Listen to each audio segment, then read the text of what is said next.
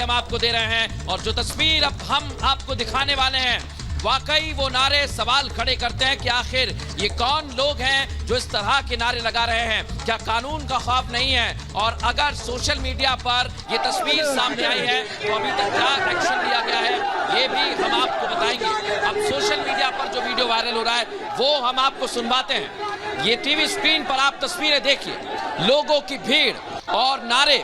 पहले सुनिए आप क्या कहा है।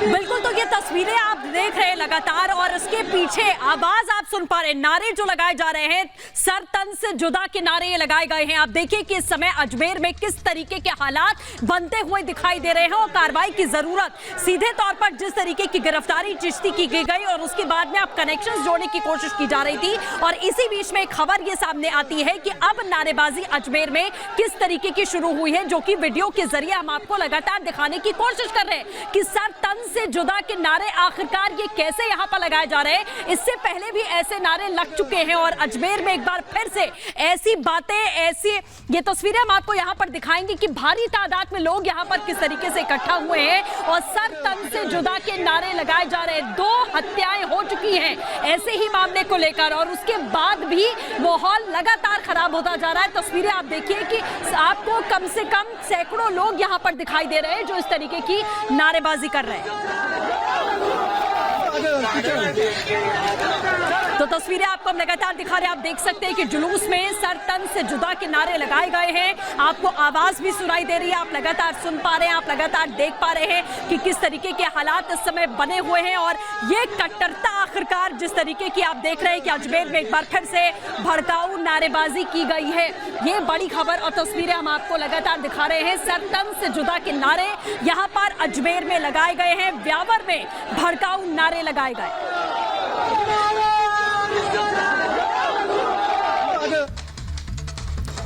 बिल्कुल, तो लगातार हम दिखा रहे थे, मेरी सहयोगी सृष्टि भी देखिए आपको दिखा रहे थे कि किस तरह की तस्वीरें जो हैं वो सामने निकल कर आ रही है और ये देखिए कि किस तरह से पोस्टर्स लिए और किस तरह से सड़कों पर उससे पहले सिरतन से जुदा के जो नारे लगाए जा रहे थे। ये 2 तस्वीरें इस वक्त हम आपको दिखा रहे हैं और शख्स की तस्वीर भी दिखा रहे हैं और साथ ही साथ किस तरह से वो भड़काऊ बयानबाजी जो है, वो नफरती राग जो है वो सड़कों पर उतरकर अलापा जा रहा था। लेकिन अब सवाल ये भी है कि क्या अब गौहर चिश्ती की गिरफ्त में आने के बाद क्या ये जो नफरती राग है क्या ये अब खत्म यहाँ पर होगा, ये यहाँ पर देखने वाली बात होगी। लेकिन साथ ही साथ उस मुनव्वर का क्या सिर्फ अमरदीप मेरे साथ जुड़े हुए हैं। अमरदीप, मैं ये भी समझना चाहूंगी कि वो मुनव्वर जिसने पनाह दी थी गौहर चिश्ती को, क्या सिर्फ उसका इतना ही रोल है कि उसने पनाह उसको दी थी बस इतना, या फिर कुछ और भी रोल, कोई और भी भूमिका उसकी हम देख सकते हैं?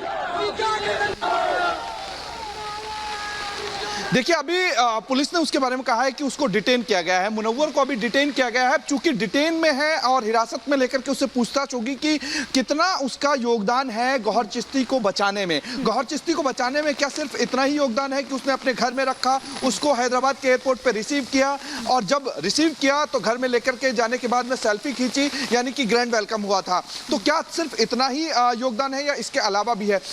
पुलिस के सूत्र जो हमारे हैं वो बताते हैं कि दावत इस्लाम से कहीं ना कहीं जो है वो जुड़ा हुआ है और दावत इस्लाम से ही जुड़ने का कारण ये माना जा रहा है कि हैदराबाद में फरारी के दौरान ही मुनव्वर ने उसकी मदद की थी। गौहर चिश्ती की जिस तरीके से मदद की जा रही थी उससे समझा जा सकता है कि गौहर चिश्ती का नेटवर्क न सिर्फ अजमेर में था बल्कि अलग अलग देश के हिस्सों में भी था। सबसे बड़ी चीज यह है कि गौहर चिश्ती 1 जुलाई से लेकर के अब तक जो है हैदराबाद में रहा था, लेकिन इससे पहले वो कहाँ रहा, क्योंकि 17 जून से वो लगातार गायब था। 17 जून से जब वो लगातार गायब था तो ये समझा जा सकता है कि राजस्थान ही नहीं बल्कि देश के अलग अलग हिस्सों में उसने कहीं ना कहीं फरारी काटने का काम किया है, क्योंकि वो वापस से आया और आने के बाद में जयपुर एयरपोर्ट से उसने फ्लाइट हैदराबाद के लिए और हैदराबाद वो सीधा का सीधा निकल गया और एक मस्जिद में वो रहने लगा, क्योंकि मौलाना का काम कहीं ना कहीं करने का मुनव्वर का काम है। एक मस्जिद में वो मौलाना के तौर पर रहता है, वहीं केयर टेकर है और केयर टेकर की भूमिका इस वक्त इसलिए अहम हो जाती है कि उसने सिर्फ इस लिहाज से रखा था कि उसको कुछ पता नहीं था या फिर ये सोची समझी साजिश थी या प्लान का हिस्सा था। तो इसको कह सकते हैं कि खुलासे होना बाकी है और बड़े खुलासे जरूर इसमें पूछताछ में सामने आएंगे, निकल के सामने आएंगे।